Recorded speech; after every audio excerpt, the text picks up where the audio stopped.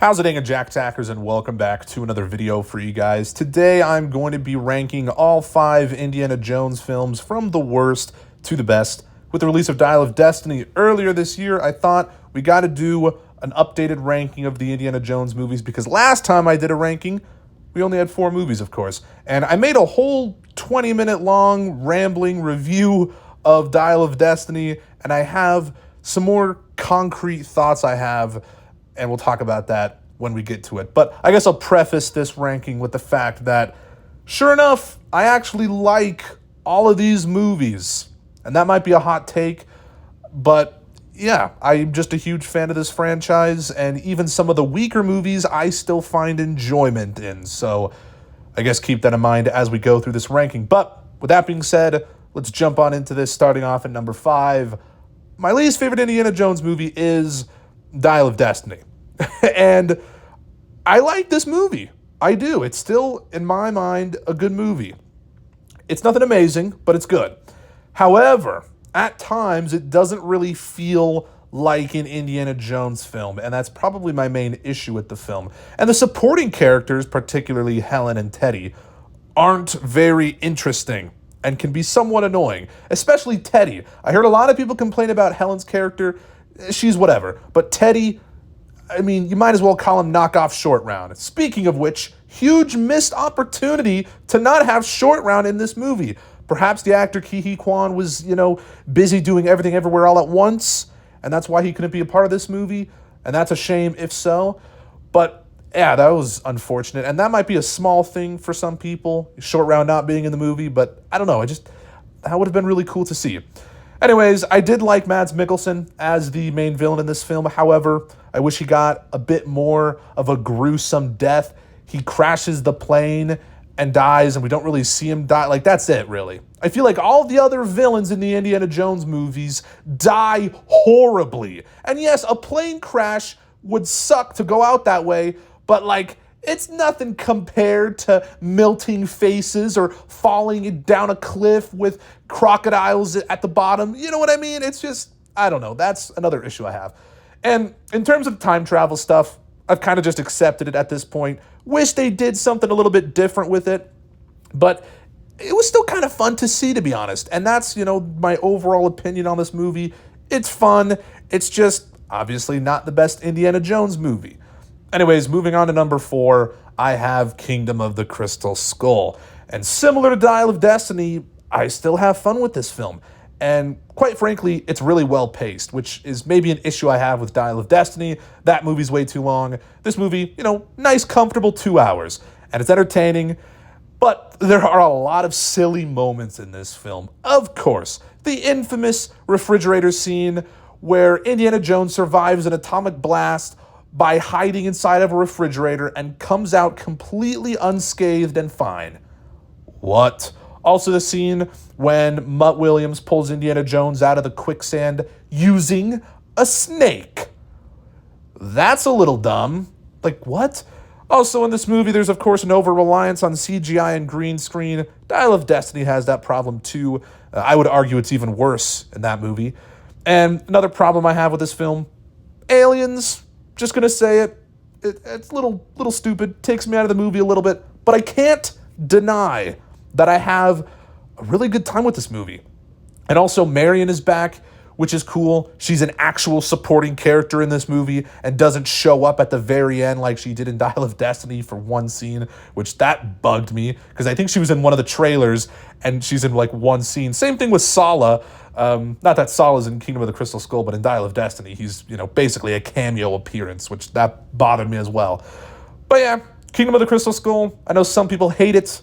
They think it's just trash.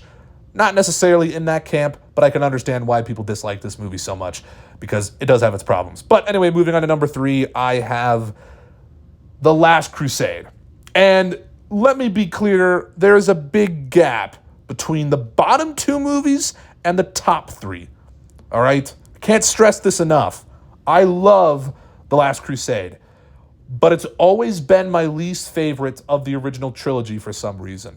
It was always the movie I watched the least, and without a doubt, the best thing about this movie is the dynamic and the relationship between Indiana Jones and his dad. I mean, that's what the whole film is about. And I get it. I get that. And I like that. And Sean Connery and Harrison Ford obviously have insane chemistry. They have a great dynamic in this movie. There are some hilarious scenes in this film. But the problem, for me at least, this movie has, is that it's kind of missing the edge the previous two installments had, Raiders and Temple of Doom. There aren't a lot of creepy moments. It feels more like a war movie instead of an adventure film. And quite frankly, feels too similar to a James Bond movie. Of course, Indiana Jones was inspired by James Bond. Spielberg always wanted to make a James Bond movie, and then he partnered with George Lucas, of course, and they kind of created this story about Indiana Jones and whatnot. So I understand that you're going to have certain scenes that feel like a James Bond film, but this movie just cranks it up a notch. I mean, especially that boat scene in Venice. That felt like something straight out of a James Bond movie. And yeah, the creepy moments thing. They have the scene with the rats. That scene was more just gross and not really creepy. And then you have the scene at the end where the one guy drinks from the wrong cup and, shrivels up and dies, and that was creepy, whatever. But that's it. And I don't know, it didn't satisfy my palate enough, I guess. But I still love this movie. There are some great action sequences, and I love how heartfelt this movie is. Probably the most emotional Indiana Jones movie, I guess you could say. And also probably the funniest. I don't know. So it does have that going for it. But yes, I love this movie. It's just personally my least favorite of the original trilogy. Anyways, moving on to number 2, I have Temple of Doom. And quite frankly, I go back and forth between whether or not this is better than Raiders, but as of now, in this video, I'm going to say it's my second favorite Indiana Jones film. And believe it or not, I've seen this movie get some hate recently. That's kind of surprised me a lot, because this movie is fantastic. And this is actually the Indiana Jones movie I've probably seen the most amount of times. I love how exciting and kind of mysterious this movie feels. It's truly an adventure. And it's very dark. Of course, this movie's responsible for the PG-13 rating being introduced. And yeah, maybe it's a little too dark for its own good. You got child slavery in here. What the hell? And it gives me the heebie-jeebies a little bit, but kind of in a good way. Like, there's some creepy things in this movie, and to me, that's kind of what Indiana Jones has been about to a degree. The kind of, unsettling moments, and I think that's what separates it from something like a James Bond movie. Because it's like, this is a vast oversimplification, but it's like James Bond, but with creepy stuff. I don't know. Anyways, Short Round in this film, he's amazing. I know a lot of people don't care for Willie. She doesn't really bother me that much. She's not great. I don't think she's an amazing character or anything, but she's just kind of there for me. You know what I mean? Anyway, the third act of this film is basically one long action sequence, and it's so much fun.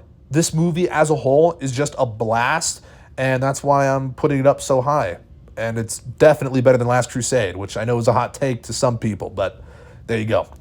Anyways, moving on to number 1, I do have Raiders of the Lost Ark. And yeah, it goes back and forth. Sometimes I'm like, no, Temple of Doom's better. But then I'm like, Raiders is just so perfect. It truly is a perfect film. It has the adventurous, creepy moments, but also that kind of war movie vibe to it at the same time. The action sequences, they're great. And all the stunts that they're able to pull off in this movie, especially that one chase with the cars in the desert, that is amazing. I love the villain, Belloc, and there's so many iconic scenes in this movie. The opening sequence is probably the best Indiana Jones scene ever. Of course, with the giant boulder. That's iconic. And the idol and the bag of sand. It's just amazing. It's very memorable. And this is a special movie. It makes me feel like a kid again rewatching this. And I guess that could just be nostalgia talking. And I kind of feel that way with Temple of Doom as well, because I watched that movie so much when I was younger. But Raiders of the Lost Ark, I love it. It is a masterpiece in my eyes, and it's amazing. It's one of my favorite movies of all time, to be honest, as I'm sure it is. I'm sure a lot of people would say it's one of their favorite movies because it's just iconic and amazing. And I can't say enough good things about it. But, of course, let me hear your ranking of all the Indiana Jones films down in the comments below. Very curious to see what you guys have to say, actually. Let me hear your thought on this list, because I'm sure, there's going to be some debates in the comment section about which movie should go where. But yeah, that's really all I got to say. Post your thoughts and comments down below. If you liked this video, make sure to give it a thumbs up. Subscribe if you're new. Check out my Letterboxd and Twitter in the description. And I'll see you guys in the next one. Peace.